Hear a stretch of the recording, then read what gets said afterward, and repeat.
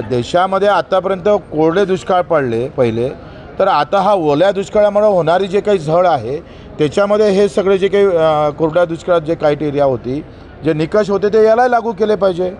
आज तुम्ही सांगा, तुम्ही 5 ते 10 हजार रुपये मदत देणार आणि बँकवाल्याने जर कर्जवसुली थांबवली नाही तर त्याचा जो काही परिणाम आहे तो शेतकऱ्याच्या आत्महत्यावर होणारच आहे. हे साधं समजत नाही, एवढे काही ते मूर्खही नाही, एवढं समजतं त्यांना. म्हणजे अजितदादा म्हणते सोंग करता येत नाही, पण बायाबायाचं तर सोंग करा ना शेतकऱ्यासाठी, नोका ओरिजिनल करू. सांगा तर दादागिरीनं, जे दादा आहे तुम्ही अजितदादा मोठ्या आवडीनं लोक म्हणतात, तर एकदा शब्द तर दादागिरीसारखे काढा ना शेतकऱ्यासाठी.